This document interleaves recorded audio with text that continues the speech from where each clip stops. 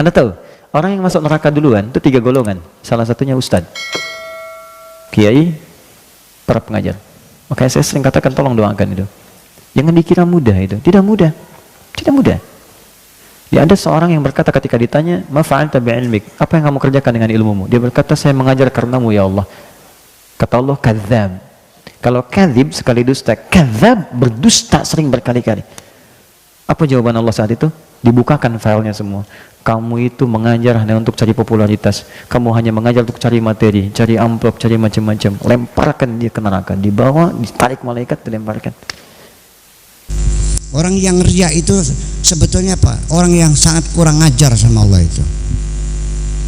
Artinya apa? Kita orang yang beragama mestinya meyakini bahwa apapun kebaikan yang kita lakukan ini, ya, tidak ada keinginan untuk dipertontonkan kepada siapapun, dan bukan untuk mencari status sosial, bukan mencari sanjungan.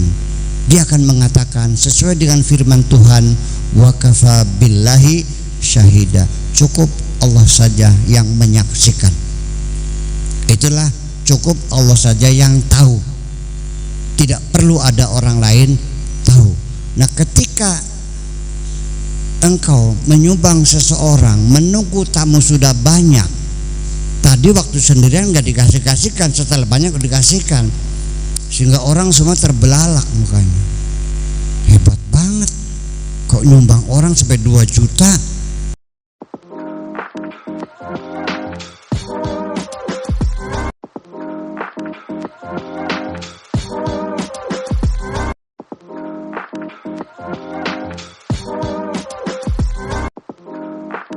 Anda tahu, orang yang masuk neraka duluan itu 3 golongan. Salah satunya ustadz, kiai, para pengajar.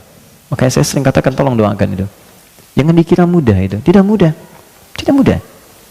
Ya, ada seorang yang berkata ketika ditanya, "Ma fa'alta bi'ilmik?" Apa yang kamu kerjakan dengan ilmumu? Dia berkata, "Saya mengajar karenamu ya Allah." Kata Allah, "Kadzdzab." Kalau kadzib sekali dusta, kadzdzab berdusta sering berkali-kali. Apa jawaban Allah saat itu? Dibukakan filenya semua. Kamu itu mengajar hanya untuk cari popularitas. Kamu hanya mengajar untuk cari materi, cari amplop, cari macam-macam. Lemparkan dia ke neraka, dibawa, ditarik malaikat, dilemparkan. Oke, tolong jangan bebani saya dengan hal semacam itu. Ya, saya sering katakan di setiap tempat, saya tidak pernah memasang apapun itu urusan dunia. Saya transaksi saya dengan akhirat, bukan dengan dunia. Dapat yang saya bisa, saya akan usahakan sendiri. Kalau saya belum punya kemampuan, kita berbagi. Itu yang saya pegang sampai saat ini. Alhamdulillah Allah cukupkan. Saya dari kepala sampai ujung kaki nggak pernah beli sampai hari ini. Demi Allah saya katakan, di peci, kacamata, belum satu rusak sudah datang yang lain. Ini baju dikasih, hampir saya copot tadi buat Mas Dude. Nanti habis selesai saya copot. Ya. Wah, ini celana sama, jam sama, hampir semua, hampir sampai saat ini. Siapa yang kasih? Allah. Dan saya nggak pernah minta apapun. Tunjukkan pada saya di mana saya ceramah, saya minta tarif, minta amplop. Semua saya datang dan berusaha, karena kita nggak tahu di titik mana kita bisa gagal, popularitas dan sebagainya. Itu yang paling berbahaya. Yang kedua, orang kaya yang mengaku sering dermawan, sering nyumbang. Dia mengaku karena Allah, tapi kata Allah bohong. Ternyata kamu pengen dipuji aja, disebut orang kaya yang suka ngasih, pemberi dan sebagainya. Ketiga, mujahid fisabilillah. Dia mengatakan karena Allah, kata Allah bohong. Kamu disebut tuh karena yang disebut sebagai orang hebat aja, perang dan sebagainya. Nah, maka hati-hati. Nanti setiap kita berdoa ini, ya Allah lindungi aku dari neraka jahanam, maka artinya Anda akan dijaga oleh Allah supaya jujur dalam kehidupan. Kemudian kalau berjanji bisa menepati dan tidak khianat dalam kehidupan. Ini poinnya.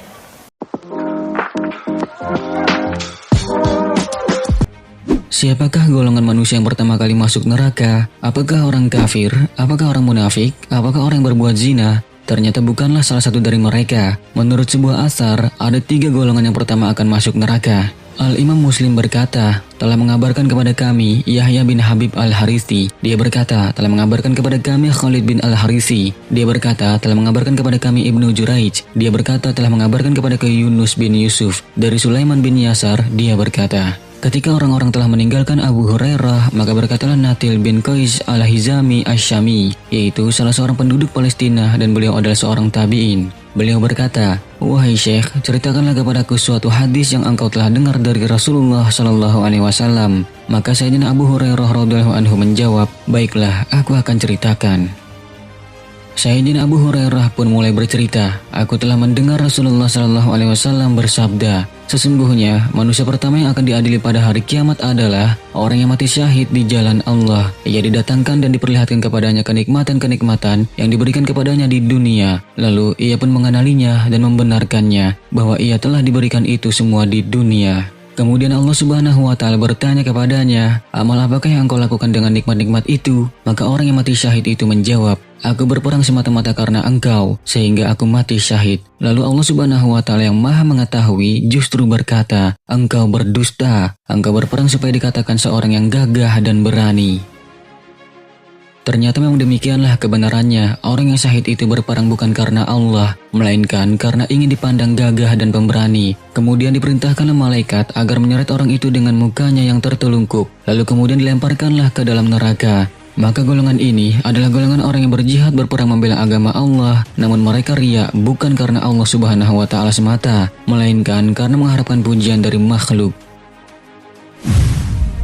Selanjutnya, Rasulullah Shallallahu Alaihi Wasallam melanjutkan sabdanya, "Berikutnya, orang yang diadili adalah seorang yang menuntut ilmu dan mengajarkannya serta membaca Al-Quran. Ia didatangkan dan diperlihatkan kepadanya kenikmatan-kenikmatannya sewaktu di dunia. Maka ia pun mengakuinya bahwa benar telah mendapatkan kenikmatan itu di dunia. Kemudian Allah Subhanahu wa Ta'ala menanyakannya, 'Amal apakah yang telah engkau lakukan dengan kenikmatan-kenikmatan itu?' Maka ia menjawab, 'Aku menuntut ilmu dan mengajarkannya serta aku membaca Al-Quran hanyalah karena engkau.' Lalu Allah Subhanahu wa Ta'ala yang Maha Mengetahui justru berkata, 'Engkau berdusta. Engkau menuntut ilmu agar orang-orang mengatakan dirimu seorang yang alim atau yang berilmu, dan engkau pun membaca Al-Quran supaya dikatakan seorang qori atau pembaca Al-Quran yang baik. Ternyata memang begitulah yang dikatakan tentang dirimu.' Kemudian diperintahkanlah malaikat agar menyeret atas mukanya dan melemparkannya ke dalam neraka. Maka golongan ini adalah golongan orang yang menuntut ilmu dan mengajarkannya serta membaca Al-Quran semata-mata mengharapkan pujian orang lain. Dan golongan ini pun akan ditempatkan di neraka. Kemudian Rasulullah Shallallahu Alaihi Wasallam menceritakan orang selanjutnya yang pertama kali masuk neraka. Berikutnya yang diadili adalah orang yang diberikan kelapangan rezeki dan berbagai macam harta benda. Ia didatangkan dan diperlihatkan kepadanya kenikmatan-kenikmatan yang diberikan kepadanya di dunia. Maka ia pun mengenalinya dan mengakuinya. Kemudian Allah Subhanahu wa Ta'ala bertanya, 'Apa yang engkau telah lakukan dengan nikmat-nikmat itu?' Maka dia menjawab, 'Aku tidak pernah meninggalkan sedekah dan infak pada jalan yang engkau cintai, melainkan pasti aku melakukannya semata-mata karena engkau.' Lalu Allah Subhanahu wa Ta'ala berkata, 'Engkau berdusta, engkau berbuat yang demikian itu supaya engkau dikatakan sebagai orang yang dermawan atau murah hati, dan memang begitulah yang dikatakan tentang dirimu.' Kemudian diperintahkanlah malaikat agar menyeretnya atas mukanya dan melemparkannya ke dalam neraka. Maka golongan ini adalah golongan yang rajin bersedekah, namun sedekahnya itu semata-mata karena ingin dipuji oleh selain Allah. Sahabat beriman, riwayat hadis tersebut menjelaskan tentang ditolaknya suatu amalan karena dilandasi dengan riya atau ingin dipuji, yang mana sebenarnya syarat pokok diterimanya suatu amal soleh adalah ikhlas semata-mata karena Allah Subhanahu wa Ta'ala, dan amal tersebut juga harus sesuai dengan apa yang dicontohkan oleh Rasulullah Shallallahu Alaihi Wasallam atau tidak keluar dari syariat Islam. Ibnu Katsir rahimahullah berkata, inilah dua landasan amal yang diterima, ikhlas karena Allah dan sesuai dengan sunnah Rasulullah Shallallahu Alaihi Wasallam. Selain itu, hadis tersebut juga menjelaskan tentang adanya 3 golongan manusia yang dimasukkan ke dalam neraka dan tidak mendapat penolongan dari selain Allah. Mereka membawa amal yang besar, akan tetapi mereka melakukannya karena riya, ingin mendapatkan pujian dan sanjungan dari makhluk. Yang mana pelaku riya ini, kelak di hari pengadilan, wajahnya akan diseret secara tertelungkup sampai masuk ke dalam neraka. Semoga kita dijauhkan dari sifat riya dan dari sifat-sifat buruk lainnya. Dan juga semoga dari pembahasan singkat kali ini dapat memberikan manfaat baik kepada kita di dunia dan di akhirat. Amin ya Allah ya Rabbal Alamin.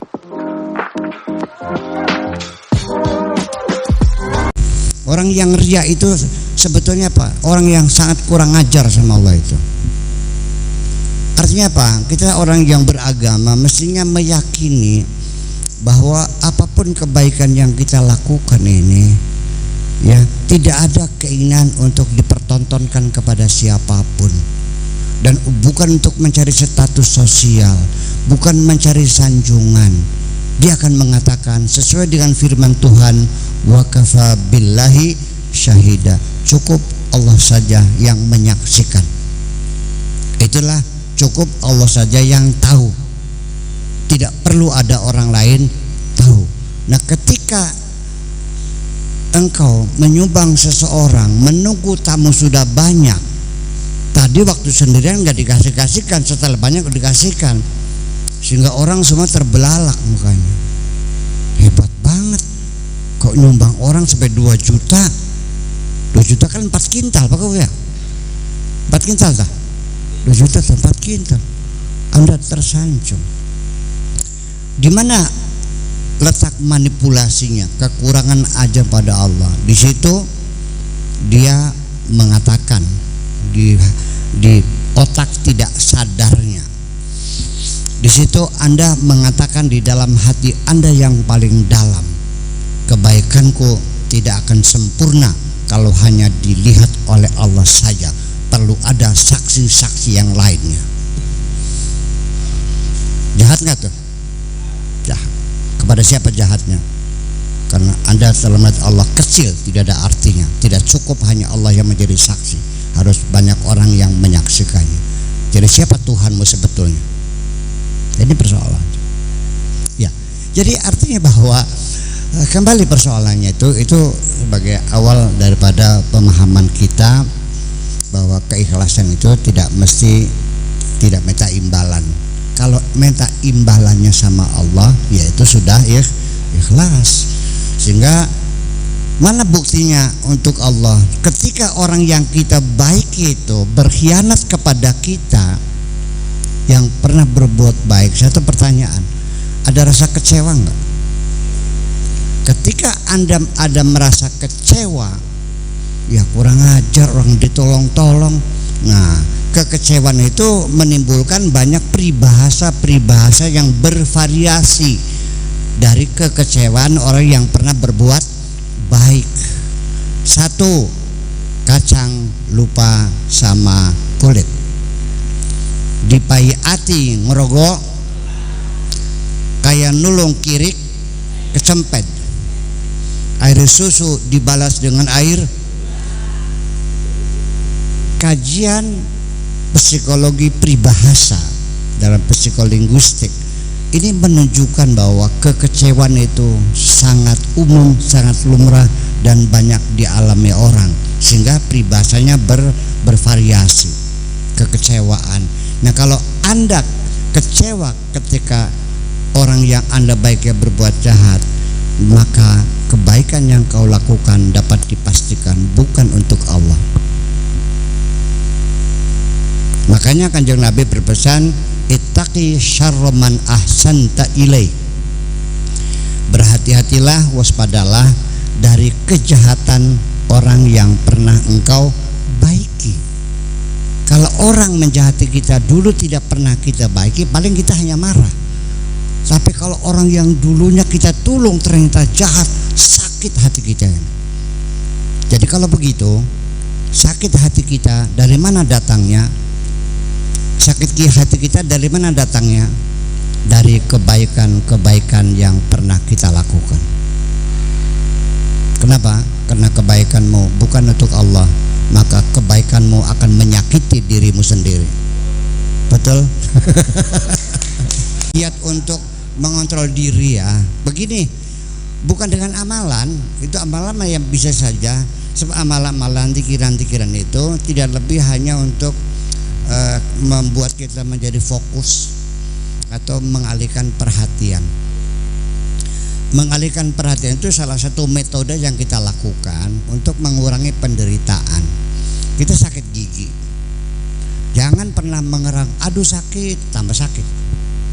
Digucal-gucal, tambah sakit, tambah bengkak. Masih mendingan ambil sapu, lantai yang kotor disapu, gombal-gombal yang kotor dicuci, yang sudah kering disetrika, kan begitu. Terus kita habiskan waktu itu, hiraukan saja, abaikan saja sakit gigimu dengan melakukan kesibukan-kesibukan, maka rasa sakit gigi itu bisa terkendali. Betul nggak? Atau kalau seandainya sudah selesai semuanya, masih ada waktu, jam 8 pagi masih ada waktu, pekerjaan udah selesai semuanya, segera ambillah tasbih, bertasbihlah, diubeng akan tasbih sawung-wungi war prodol tuh kemana jadi berzikir itu adalah salah satu untuk membuat kita menjadi fokus, mengabaikan penderitaan itu, dan membuat jiwa kita menjadi tenang. Apa saja zikirnya terserah kesukaan kita. Ada yang baca la haula, ada yang baca subhanallah, ada yang alhamdulillah, ada yang baca istighfar, sesuai dengan kondisi kita. Kalau kita merasa banyak dosa, ya baca istighfar. Kalau kita muncul kebanggaan karena ujub, merasa hebat, ini bacalah la haula wala quwata. Kalau kita banyak mengagumi sesuatu, ya bacalah subhanallah. Karena kita merasa banyak nikmat, bacalah alhamdulillah. Tergantung kepada kondisi psikologis kita sendiri. Nah, semacam itu. Adapun nanti yang mengontrol kita itu, langkah-langkahnya itu secara terminologi itu namanya muraqabah.